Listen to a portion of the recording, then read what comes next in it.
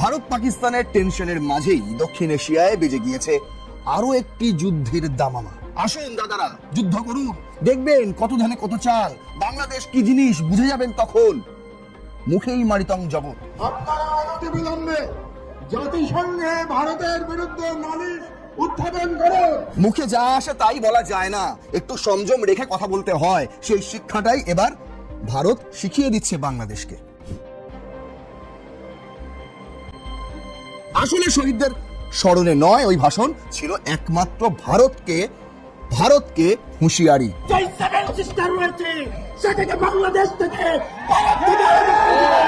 বাংলাদেশে ভারতের যে সমস্ত সংগঠন, সংস্থা, ভবন রয়েছে সব জায়গায় নাকি বিক্ষোভ চলবে, আগুন জ্বলবে। এমনকি প্রণয় ভার্মাকে ডেকেও তাকে এই কথা সরাসরি বলতে পারেনি। তাকে বলা হয়েছে যদি গিয়ে থাকে তাহলে আপনারা গ্রেপ্তার করুন এবং বাংলাদেশে ফেরত পাঠান। শহীদ মিনারে জ্বালাময়ী ভাষণ, বিষময় ভাষণ, ভারতের বিরুদ্ধে এই না যুদ্ধে নেমে পড়লো বাংলাদেশ। হয়তো একবার এসেছিল না কলকাতা দখল করতে, কি হলো? করতে পেরেছ কলকাতা দখল? যাতে শেখ হাসিনা বাংলাদেশে ফিরতে না পারে তার জন্য এটা নতুন tactics. How can Bangladesh even think about it? Bangladesh কিভাবে এটা ভাবতে পারে যে ভারতের সঙ্গে আমরা যুদ্ধ করব? বুঝতে পারছেন, এটা তার উদ্বেগ নয়, এটা তার হুমকি, হুঁশিয়ারি। তিনি ওই ভালো ভালো মুখে দারুণ দারুণ হুঁশিয়ারি দেন, কিন্তু হিমন্ত বিশ্ব শর্মার মতন রাজনৈতিক ব্যক্তিত্বরা তারা বলছেন 13 মিনিটও লাগবে না, 13 মিনিটও লাগবে না, বাংলাদেশ ধ্বংস হয়ে যাবে, মানচিত্রে খুঁজে পাবেন না, বেশি যুদ্ধ করে লাফাবেন না।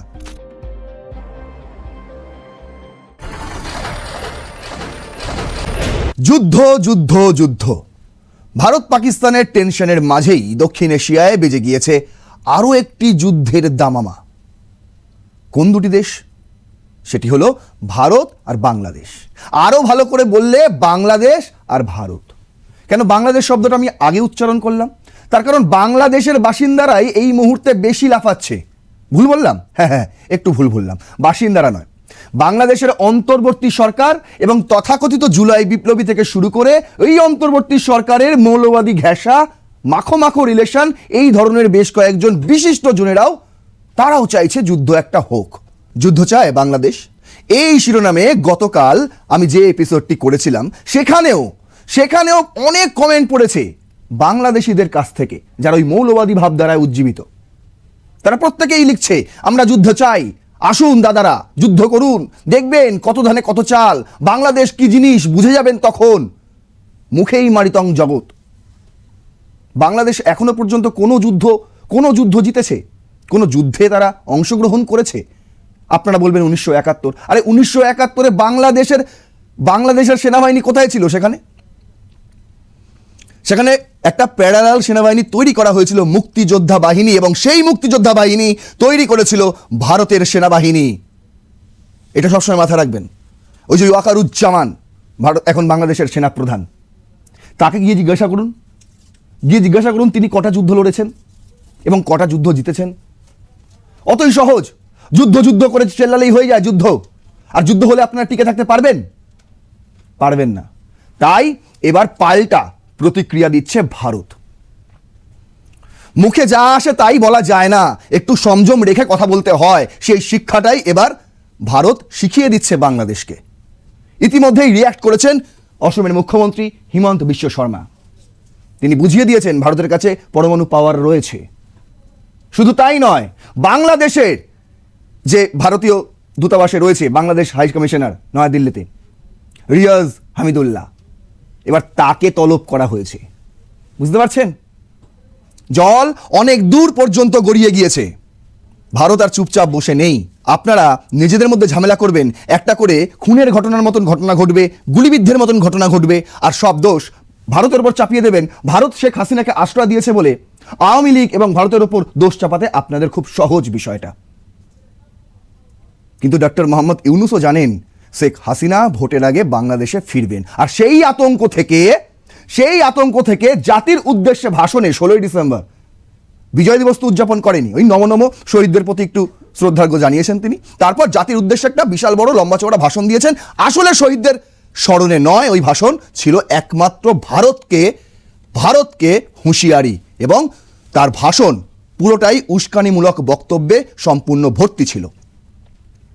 এই সমস্ত বিষয় আপনাদের সামনে আজকে আমি দেখাবো, এবং আপনাদের আজকে আমি বলে দেবো যে ভারতের প্রতিক্রিয়া ঠিক কি হতে চলেছে, এই মুহূর্তে ভারত কি কি বিষয়ে রিয়্যাক্ট করেছে, এবং আগামী দিনে আর কি কি বিষয়ে ভারত রিয়্যাক্ট করতে পারে।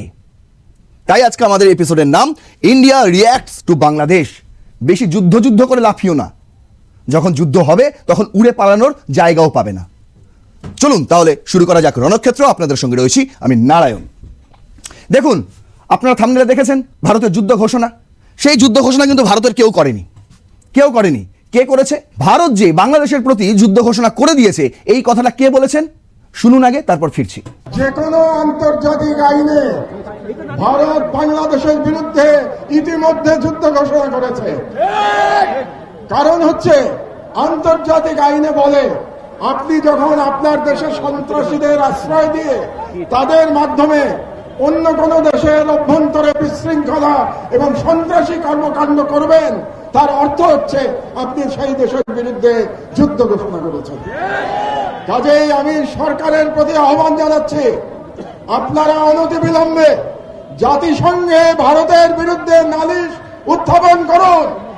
ভারত বাংলাদেশের বিরুদ্ধে অঘোষিত যুদ্ধ ঘোষণা করেছে, এবং এর বিরুদ্ধে জাতিসংঘের সাধারণ পরিষদ এবং সিকিউরিটি কাউন্সিলে আমাদের অনতিবিলম্বে যেতে হবে। আমি ভারত সরকারের প্রতি আহ্বান জানাচ্ছি, আগামী 25শে ডিসেম্বরের মধ্যে আপনারা খুনি মৃত্যুদণ্ডপ্রাপ্ত শেখ হাসিনা এবং আসাদুজ্জামান খান কামাল এবং হাদির হত্যাকারী, হাদির উপরে আততায়ী যারা ছিল, তারা যদি ভারতে আশ্রয় নিয়ে থাকে, তাদেরকে 25শে ডিসেম্বরের মধ্যে আপনারা হস্তান্তর করুন, প্রত্যর্পণ করুন। আমি হাদির রক্তের কসম দিয়ে বলছি, বাংলাদেশের প্রতিটি ভারতীয় প্রতিষ্ঠানের বিরুদ্ধে আমরা প্রতিরোধ সংগ্রাম শুরু করব। এই কথাটি বলেছেন মাহমুদুর রহমান। কে ইনি মাহমুদুর রহমান? দেখুন, আমার দেশ একটা হেডলাইন করেছিল, হাদির রক্তের কসম খেয়ে যা বললেন মাহমুদুর রহমান। আপনারা শুনলেন, সেই বক্তব্যই আপনাদের শোনালাম।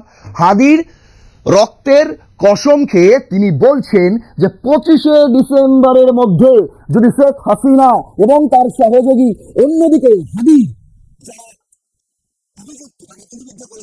এই ধরনের অভিযোগ যদি ভারতে থাকে, তাদেরকে 25শে ডিসেম্বরের মধ্যেই বাংলাদেশে পাঠাতে হবে। আর যদি না পাঠায় ভারত, তাহলে এই হাদির রক্তের কসম খেয়ে তিনি বলেছেন যে বাংলাদেশে ভারতের যে সমস্ত সংগঠন, সংস্থা, ভবন রয়েছে, সব জায়গায় নাকি বিক্ষোভ চলবে, আগুন জ্বলবে। বুঝতে পারছেন? এত বড় কথা বলে দিয়েছেন। কে ইনি? Who is he? বলছে ওসমান হাদির রক্তের কসম খেয়ে আমার দেশ সম্পাদক মাহমুদুর রহমান বলছেন, ভারত হাসিনা, কামাল ও হাদির ওপর হামলাকারীদের ফিরিয়ে না দিলে বাংলাদেশের ভারতের প্রতিটি প্রতিষ্ঠানের বিরুদ্ধে আমরা প্রতিরোধ সংগ্রাম গড়ে তুলব। উনি হচ্ছেন আমার দেশ বলে একটি পত্রিকা, এই যে আমার দেশ এরকম লোগো, সেই দেশের সম্পাদক, একজন সাংবাদিক। সোজা সাপটা কথা, একজন সাংবাদিক হয়ে কূটনৈতিক বিষয়ে সে মন্তব্য করছে। কোথায়? শহীদ মিনারে যখন ওসমান হাদির উপর যে গুলিবর্ষণ হয়েছে তার প্রতিরোধে একটা সমাবেশ করা হচ্ছিল। শহীদ মিনারে ওই যে ওসমান হাদির গুলিবিদ্ধের প্রতিবাদে যে সমাবেশ হচ্ছিল, সেটা আসলে ওই ওসমান হাদির গুলির প্রতিবাদে সমাবেশ নয়। ওই সমাবেশটা ছিল আসলে ভারতের বিরুদ্ধে যুদ্ধ ঘোষণার সমাবেশ। কারণ ওই সমাবেশে যে কজন যা যা কথা বলেছে, হাসনাত আব্দুল্লাহ থেকে শুরু করে সার্জিস আলম থেকে শুরু করে, এবং এই সাংবাদিক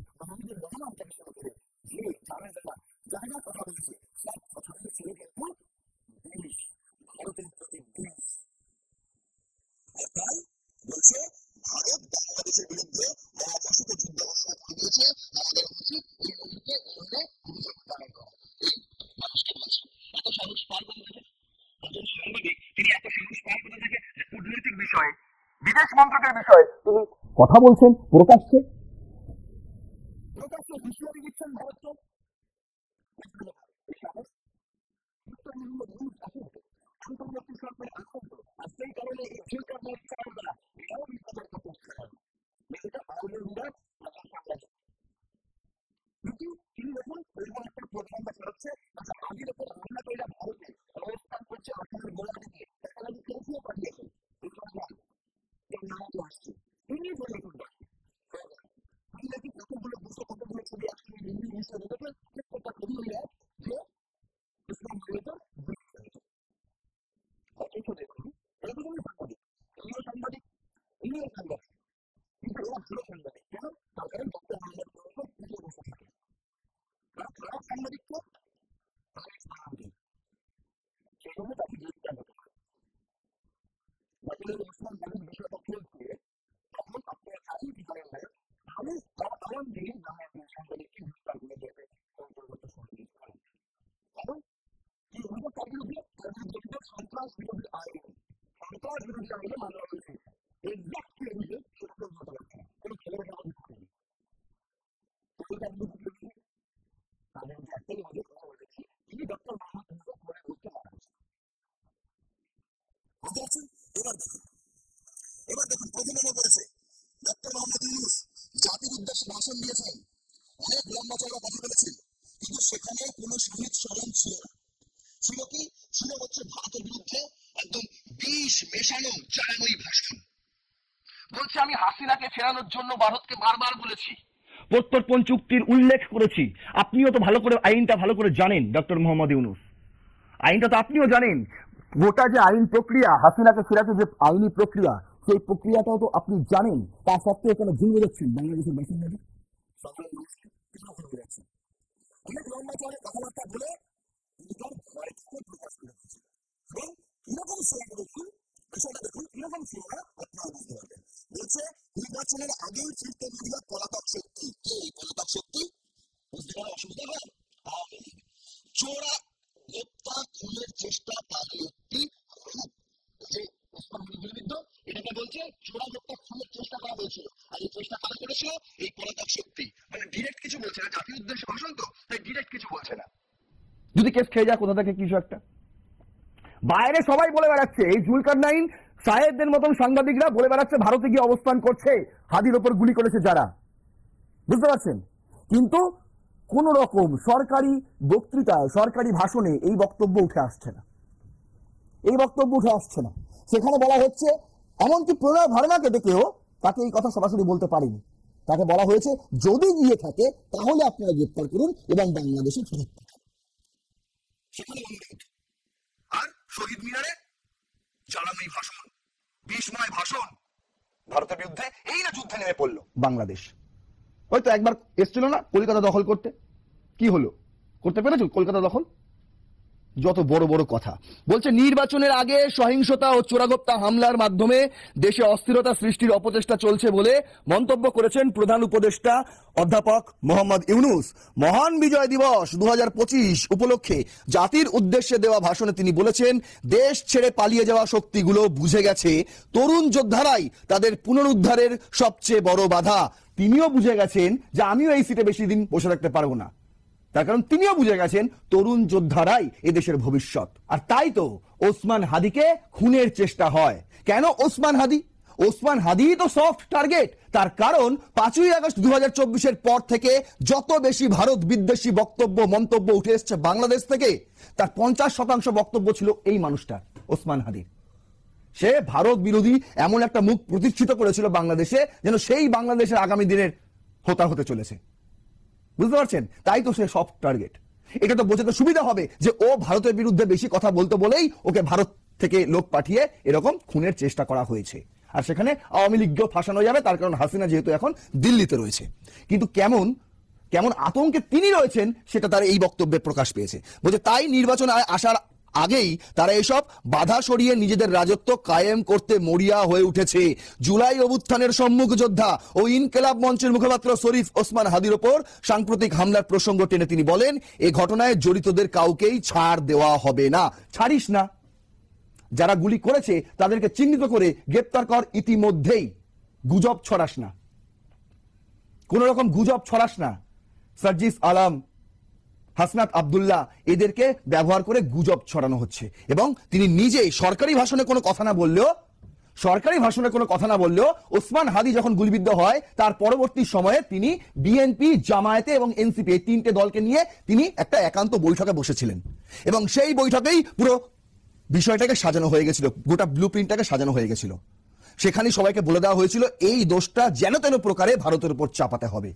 তার কারণ আমরা প্রত্যেকেই জানি ভোটের আগে শেখ হাসিনা বাংলাদেশে ফিরবে। যাতে শেখ হাসিনা বাংলাদেশে ফিরতে না পারে তার জন্য এটা নতুন ট্যাকটিক্স। ওসমান হাদিকে গুলি করা হলো এবং সেই গুলি করার দায় ভারত এবং হাসিনার উপর চাপানো হলো, এবং জাতির উদ্দেশ্যে পরেই জাতির উদ্দেশ্যে ভাষণে সেই আতঙ্কের কথা তিনি জাহির করে দিলেন এবং শেয়ানাগিরি দেখাচ্ছেন। শেয়ানাগিরি বলছে পলাতক শক্তি নাকি নির্বাচনের আগেই ফিরতে মরিয়া, সেই জন্য এই চোরাগোপ্তা খুনের চেষ্টা চলছে। বুঝতে পারছেন কত বড় শেয়ানা? বাংলাদেশের সাধারণ মানুষের বুঝতে আর কোনো অসুবিধা আছে? কিন্তু দেখুন 14ই ডিসেম্বরই ভারতের মিনিস্ট্রি অফ এক্সটার্নাল অ্যাফেয়ার্স তারা জানিয়ে দিয়েছিল এই ঘটনার সঙ্গে, এবং বাংলাদেশের যে অন্তর্বর্তী সরকারের যে দাবি সেই দাবির সঙ্গে আমরা একমত নই। এই যে India categorically rejects the assertion made by the interim government of Bangladesh in its press note dated 14th December 2025. We have consistently reiterated our position in favor of free, fair, inclusive and credible elections being held in Bangladesh in a peaceful atmosphere. বলছে আমরা তো প্রথম কথা এই বাংলাদেশের অন্তর্বর্তী সরকারের যে দাবিগুলো আমরা মানছি না, এটাকে রিজেক্ট করছি। এই ধরনের আমরা কোনো আশ্রয় দিইনি, না আমরা ওসমান হাদির যারা গুলি করেছে তাদেরকে আমরা এখানে আশ্রয় দিয়েছি, না আমরা ওসমান হাদিকে গুলি করার জন্য কাউকে এখান থেকে পাঠিয়েছি, কোনোটাই নয়। আমরা চাই যাতে বাংলাদেশে এই মুহূর্তে ফ্রি, ফেয়ার এবং ইনক্লুসিভ ক্রেডিবল ইলেকশন হয়, তার জন্য আমরাও একমত। India has never allowed its territory to be used for activist inimical and interested of the friendly people of Bangladesh. We expect that the interim government of Bangladesh will take all necessary measures for ensuring internal law and order, including for the purpose of holding peaceful election. Election শান্তিপূর্ণ করার জন্য এই মুহূর্তে আইন শৃঙ্খলা যাতে উন্নত করা যায়, আইন শৃঙ্খলা যাতে ঠিকঠাক রাখা যায় সেদিকে নজর দিক অন্তর্বর্তী সরকার। সেটা কিন্তু 14ই ডিসেম্বরই জানিয়ে দিয়েছিল ভারতের বিদেশ মন্ত্রক এই নোটিশ জারি করে। কিন্তু নাহিদ ইসলাম তিনি নিজে বলছেন যে অন্তর্বর্তী সরকারের প্রশাসন ফেল, কারণ রাস্তাঘাটে প্রকাশ্য আলোতে গুলিবিদ্ধ হয়ে যাচ্ছেন ওসমান হাদি। তার মানে আমাদের নিরাপত্তা এই অন্তর্বর্তী সরকার নিচ্ছে না, আমাদের নিরাপত্তা আমাদের নিজেদেরকেই নিশ্চিত করতে হবে। নাহিদ ইসলাম এই কথা 16ই ডিসেম্বরের ওই শহীদ স্মরণে গিয়ে বলে দিয়েছেন, আর সেখানে ডক্টর মোহাম্মদ ইউনূস কিছুটা ব্যাকফুটে চলে গিয়েছেন। তারপরেই জাতির উদ্দেশ্যে ভাষণে তার এই আতঙ্ক প্রকাশ করেছেন যে হাসিনা তো ফিরবে, এর সঙ্গে ওসমান হাদিকে জড়িয়ে দিলে আর হাসিনার পথটা বন্ধ হয়ে যাবে, ফেরার অনেকটা সমস্যা তৈরি করতে পারবো। এই প্রথম নয়, এই যে 7 সিস্টার্স নিয়ে হাসনাত আব্দুল্লাহ বলেছেন, তার আগে চীনে গিয়ে ডক্টর মোহাম্মদ ইউনূস বলেছেন। আপনি কি জানেন ডক্টর মোহাম্মদ ইউনূস ভারতে অস্থিরতা চালানোর জন্য অনেক আগে থেকেই অ্যাসাইন্ড করা ছিল, সেটা আমেরিকা হোক, সেটা পাকিস্তান হোক, আইএসআই হোক বা সিআইএ হোক, তাদের থেকে ফান্ড নিয়ে তার কাজই ছিল ভারতকে যেন তেন প্রকারে অশান্ত করতে হবে। আর তাই দেখুন তিনি যখন প্রধান উপদেষ্টা হিসেবে শপথ নেননি সেই সময়ও 7 সিস্টার্স নিয়ে তিনি কথা বলেছিলেন, ঠিক সেই কথা বলেছিলেন যে কথা সার্জিস আলম শহীদ মিনারে দাঁড়িয়ে বলেছে, বাংলাদেশে আগুন জ্বললে গোটা বিশ্ব জ্বলবে। একই কথা আসিম মুনির তিনিও এক সময় বলেছিলেন যে পাকিস্তানে আগুন জ্বললে গোটা বিশ্বে আগুন জ্বলবে। বুঝতে পারছেন, সব জঙ্গিগুলোর এক কথা, তার মানে বুঝে নিতে হবে এরা একই দলের লোক। আর সেই একই কথা 7ই আগস্ট 2024, 5ই আগস্ট হাসিনা দেশ ত্যাগ করেন, 8ই আগস্ট ডক্টর মোহাম্মদ ইউনূস অন্তর্বর্তী সরকারের প্রধান উপদেষ্টা হিসেবে শপথ গ্রহণ করেন। ঠিক তার আগের দিন এনডিটিভিকে দেওয়া এক সাক্ষাৎকারে মোহাম্মদ ইউনূস বলেছিলেন, যদি কেউ বাংলাদেশকে অস্থিতিশীল করে দেয় তা বাংলাদেশের আশপাশের দেশগুলো যেমন মায়ানমার, ভারতের 7 সিস্টার্স এবং পশ্চিমবঙ্গ পর্যন্ত ছড়িয়ে যাবে এবং এটি একটি বিশাল সমস্যা সৃষ্টি করবে। বুঝতে পারছেন, এটা তার উদ্বেগ নয়, এটা তার হুঁশিয়ারি, তিনি ওই ভালো ভালো মুখে দারুণ দারুণ হুঁশিয়ারি দেন, ঠিক যেভাবে চীনে গিয়ে বলে এসেছিলেন মার্চে মোহাম্মদ ইউনুস যে সেভেন সিস্টার্স ল্যান্ডলক, কি বলেছিলেন? বলেছিলেন ইউনুস চীনে নিজের সফরের সময় ভারতের সেভেন সিস্টার্স মানে উত্তর পূর্ব ভারতের 7টি রাজ্যকে ল্যান্ডলক অর্থাৎ সমুদ্রপথ থেকে বিচ্ছিন্ন বলে উল্লেখ করেন এবং বলেন বাংলাদেশ সমুদ্রের একমাত্র রক্ষক, একই সাথে উদ্যোগে চীনকে এখানে অর্থনৈতিক অংশীদার হওয়ার প্রস্তাব দেন। মন্তব্যটি কিছু সংবাদ মাধ্যম বিশ্লেষক উত্তেজক হিসেবে দেখেছেন এবং ভারতের নিরাপত্তা সংক্রান্ত উদ্বেগ সৃষ্টি করেছে। এই মন্তব্য সরাসরি সেভেন সিস্টার্সকে আলাদা করে দেব বা অনাঙ্কিতভাবে রাজনৈতিক লক্ষ্য প্রকাশ করেছে বলে নেটিভ হুমকি হিসেবে ব্যাখ্যা করা হলেও অনেকে মত দিয়েছেন এটি কূটনৈতিক ভাষায় বক্তব্য ছিল। ইউনুস নিজে পরে বলেছে মন্তব্যে করা হুমকির ইঙ্গিত ছিল না। মানে বুঝতে পারছেন, তিনি মিষ্টি মিষ্টি মুখে এমন এমন কথা বলে দেন, ভাবেন যে লোকে তো কিছু বুঝতে পারবে না, কিন্তু আপনি যে হুমকি দিচ্ছেন সেটা সবাই বুঝতে পারে, কেউ ঘাসে মুখ দিয়ে চলে না। বুঝতে পেরেছেন? নিজেকে খুব জ্ঞানী মনে করেন না ডক্টর মোহাম্মদ ইউনুস? প্রচুর বড় জ্ঞানী আপনি। আপনার মতন শেয়ানা এবং আপনার মতন দো আসলা এই বাংলাদেশে আর দ্বিতীয় নেই কেউ, আমি গ্যারান্টি দিয়ে বলতে পারি। দেখুন তারপর এই ডিসেম্বরে হাসনাত আব্দুল্লাহ তিনিও বলছেন সেভেন সিস্টার্সকে আলাদা করবে, সমর্থন দেবে। কাকে? কিভাবে? বলছে ঢাকার যে শহীদ মিনারে যে সমাবেশ হয়েছিল, ওই শহীদ মিনারের সমাবেশ থেকে ভারতের বিরুদ্ধে যুদ্ধ ঘোষণা করা হয়েছিল, যুদ্ধ ঘোষণা। আবার তারাই বলছে যে ভারতই নাকি বাংলাদেশের বিরুদ্ধে যুদ্ধ ঘোষণা করেছে। মানে কি রকম ভাবুন, মানে বুঝতে পারছেন, মানে বোঝানো যাবে না এটাকে। গায়ে জ্বালা দিচ্ছে, তাদের কেন জ্বালা দিচ্ছে সেটাও বোঝা যাচ্ছে না। তারা নিজেরাই বলছে যুদ্ধ চাই, আবার নিজেরাই বলছে ভারত নাকি বাংলাদেশের বিরুদ্ধে যুদ্ধ ঘোষণা করে দিয়েছে। ভারত এখনো পর্যন্ত কি কি বলেছে আপনাদের দেখাবো, আমি এই স্লাইডে এখনো যাইনি। এবার আমি যাব যে ভারতের প্রতিক্রিয়া ঠিক কি কি এই বিষয়গুলোতে। প্রথমে ওসমান হাদির প্রতিক্রিয়া আপনাকে দেখালাম, গুলিবিদ্ধের প্রতিক্রিয়া।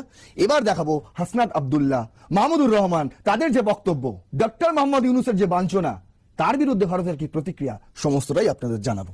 তার আগে বলে দিই হাসনাত আব্দুল্লাহ, সেটা আপনার একটু মনে করিয়ে দিই, আগে শুনুন একটুখানি, ছোট্ট করে শুনিয়ে দিই। স্পষ্ট করে বলে দিতে চাই, ভারতের যারা সেপারেটিস্ট আছে বাংলাদেশে আমরা তাদেরকে আশ্রয় প্রশ্রয় দিয়ে যে সেভেন সিস্টার রয়েছে সেটাকে বাংলাদেশ থেকে ভারত থেকে শুনলেন? শুধু এটুকুই নয়, তিনি বলেছেন ভারত নাকি বাংলাদেশকে ফিলিস্তিন বানিয়ে দিতে চায়। তোরা যদি হামাসের মতন কাজকর্ম করিস তাহলে ভারতকে আর ইসরায়েল হতে হবে না, ভারতকে ইসরায়েল হতে হবে না। তোরা যদি হামাসের মতন কাজকর্ম করিস, বাংলাদেশের অন্দরে যারা গণতন্ত্রের পক্ষে তারাই তোদের বিরুদ্ধে রুখে দাঁড়াবে। শুনে রাখ হামাস গোষ্ঠী, শুনে রাখ।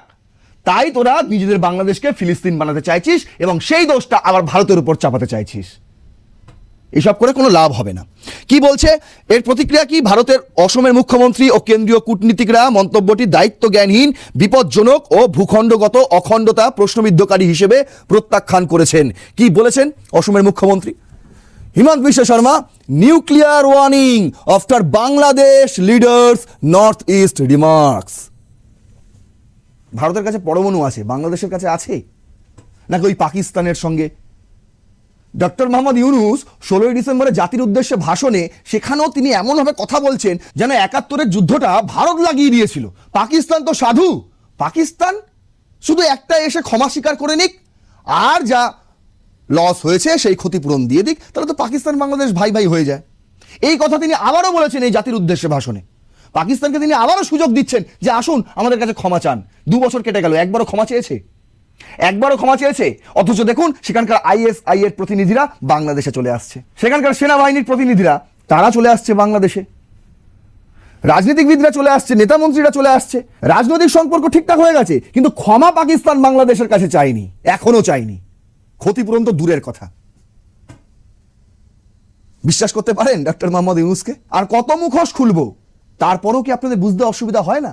পাগলের মতন কমেন্টে লেখেন যুদ্ধ চাই, যুদ্ধ চাই। যুদ্ধ হলে কি করতে পারবেন আপনারা? কি করতে পারবেন আপনারা? জনসংখ্যা দিয়ে যুদ্ধ হয় না। বাংলাদেশ যেন কত ট্যাকটিক্স জানে। দেখুন কি বলেছেন হিমন্ত বিশ্ব শর্মা। বলছে Assam chief minister Himanta Biswa Sharma said that the people of Bangladesh have a bad mindset and that we should not help them too much. আমাদের উচিত এই সময় বাংলাদেশকে কোনো রকম সাহায্য না করা, কারণ তাদের মাইন্ডসেটই খারাপ হয়ে গেছে। For the past year there has been repeatedly discussion in Bangladesh about separating the northeast from India and making it a part of Bangladesh.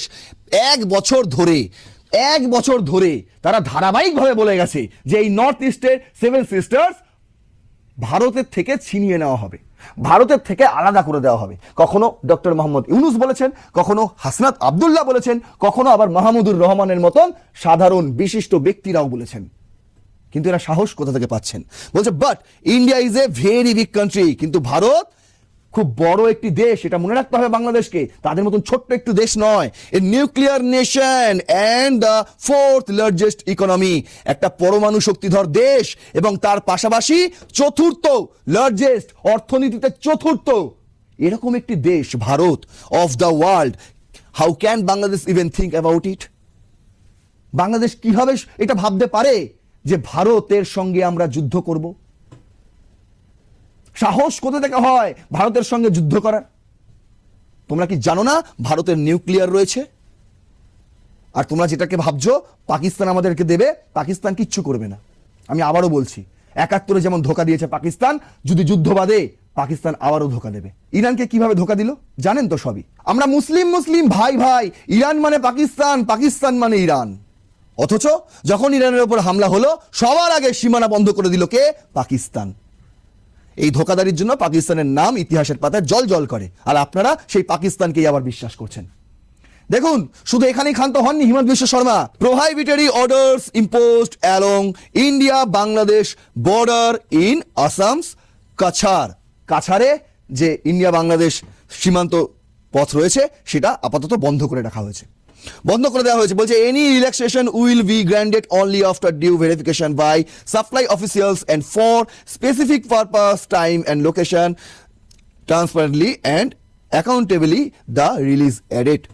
যদি সময়, দিন, ক্ষণ, জায়গা সব কিছু দেখে এবং তাদের প্রুফ, তাদের কি সঙ্গে রয়েছে, সমস্ত যদি ঠিকঠাক থাকে তাহলেই ছাড় দেওয়া যেতে পারে, নচেত এই সীমান্ত পথ এখন আপাতত বন্ধ। নে তোরা ব্যবসা বাণিজ্য কর, এমনিও তো সব বন্ধ।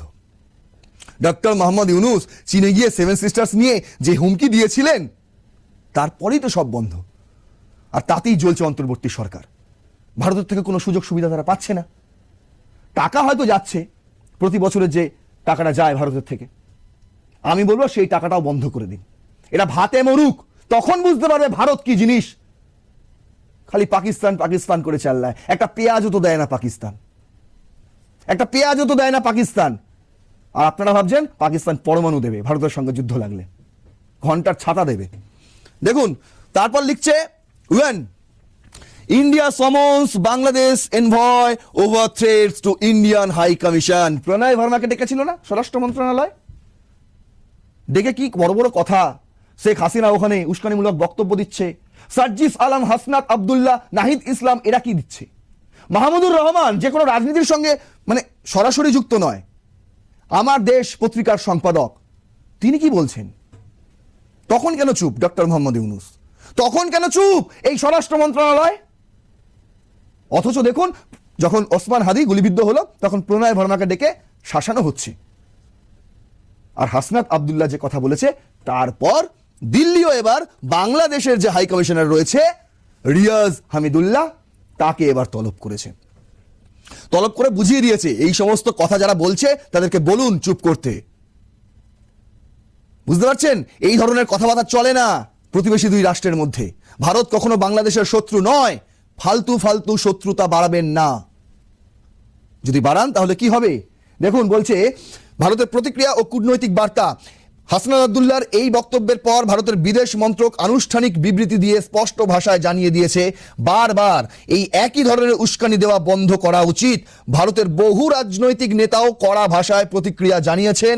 কেউ কেউ বলেছেন পাকিস্তানকে নতজানু করতে যেখানে 13 দিন সময় লেগেছিল 1971-এ, সেখানে বাংলাদেশকে মাত্র 13 মিনিটই যথেষ্ট।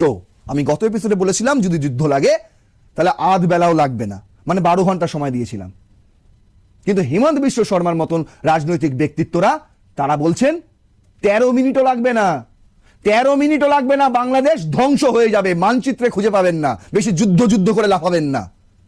বুঝতে পারছেন, আপনারা যুদ্ধ চান আপনারা নিজেদের মধ্যে যুদ্ধ করুন, ভারতকে জড়াবেন না, এখানে ভারতকে জড়াবেন না। আর যদি ভারতের ওপর কোনো রকম আক্রমণ হয়, উত্তর পূর্ব রাজ্যের কোনো জায়গায় যদি আক্রমণ হয়, তাহলে আপনাদের খবর আছে। এটাও মাথায় ঢুকিয়ে নিন ডক্টর মোহাম্মদ ইউনূস এবং এই তথাকথিত জুলাই বিপ্লবী এবং এই অন্তর্বর্তী সরকারের স্বরাষ্ট্র মন্ত্রণালয়ে যারা রয়েছেন, সবাইকে আমি এই বার্তা দিতে চাই। ভারত যুদ্ধ ঘোষণা করে না, কখনো যুদ্ধ ঘোষণা করে না। যুদ্ধের পক্ষে কোনো দেশ যায় না, কোনো গণতান্ত্রিক রাষ্ট্র যুদ্ধ চায় না, তারা শান্তি চায়। আপনি সাধারণ মানুষকে জিজ্ঞাসা করুন, বাংলাদেশের সাধারণ বাসিন্দারা যারা আমার গত এপিসোড দেখেছেন এবং অনেকে এই কমেন্টও করেছে যে আমরা কেউ যুদ্ধ চাই না দাদা, এটা অন্তর্বর্তী সরকারের ষড়যন্ত্র।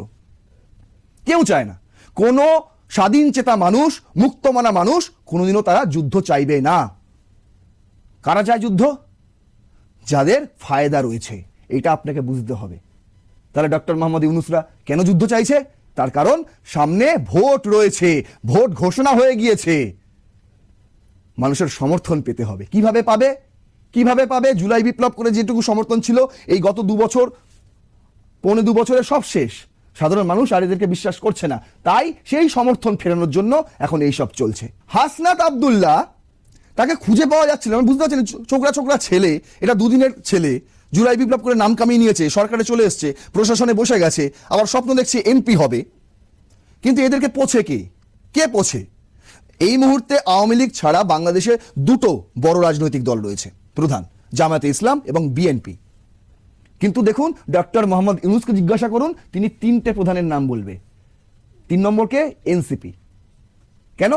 যদি তিনি নাই বলতেন তাহলে ওই এনসিপিকে কেন রাখা হয়েছিল? ওসমান হাদি গুলিবিদ্ধ হওয়ার পর যে বৈঠক ডক্টর মোহাম্মদ ইউনূস করেছিলেন, সেখানে এনসিপির প্রতিনিধিরা কেন ছিল? কারণ তিনি এনসিপিকেও সমান গুরুত্ব দেন বিএনপি এবং জামায়াতের মতো, সমান গুরুত্ব দেন। অথচ সাধারণ মানুষ তাদেরকে গুরুত্ব দেয় না। আমার ভিডিওতেই কমেন্ট আসে, আমি বলেছিলাম 5% ভোট পেতে পারে যদি ভোট হয়, এনসিপি পাবে 5% ভোট। আমার ভিডিওতেই কমেন্ট এসছে যে এনসিপি 1% ভোটও পাবে না। নিজেদের ভোট পাবে কিনা সেটাই সন্দেহ, মানে নিজের পরিবারের ভোট পাবে কিনা সেটাই সন্দেহ। আর সেই কারণে তাদের জনসমর্থন একদম তলানিতে গিয়ে ঠেকছিল। হাসনাত আব্দুল্লাহ কদিন আগে যখন তাকে কেউ খুঁজে পাচ্ছিল না, মানে দূরবীন দিয়ে খুঁজতে হচ্ছিল, সংবাদ মাধ্যমে সার্চ করে দেখতে হচ্ছিল হাসনাত আব্দুল্লাহ রিসেন্ট কি বলেছে, তখন তিনি কুমিল্লাতে গিয়ে নিজের গ্রামে ওই বাড়ি উঠোনেতে গিয়ে বুড়ো বুড়িদের সঙ্গে কথাবার্তা বলছিলেন এবং বলছিলেন আমাকে ভোট দেবেন, আমি এখানে দাঁড়াবো, আমি আপনাদের অনেক উন্নতি করব। বুঝতে পারছেন? এখন চলছে শুধু ভোটের খেলা। আর এই ভোটের খেলায় যদি যুদ্ধের দামামা বাজানো যায়, ভারতকে অশান্ত করানো যায়, তাহলে সবচেয়ে বেশি সুবিধা হবে এই ডক্টর মোহাম্মদ ইউনূস এবং এই তথাকথিত জুলাই বিপ্লবীদের। বুঝতে অসুবিধা হলো? যদি অসুবিধা হয় তাহলে কমেন্ট বক্সে লিখুন, প্রশ্ন করুন। যদি এরপরও আপনাদের প্রশ্ন থাকে আমি উত্তর দেব, কথা দিচ্ছি উত্তর দেব। আর এই এপিসোডটা যদি আপনাদের ভালো লাগে, যদি মনে হয় যে এই যা তথ্য আপনাদের দেখালাম এবং যে পর্যালোচনা করলাম তার মধ্যে যুক্তি রয়েছে, তাহলে অবশ্যই এই এপিসোডটা শেয়ার করুন।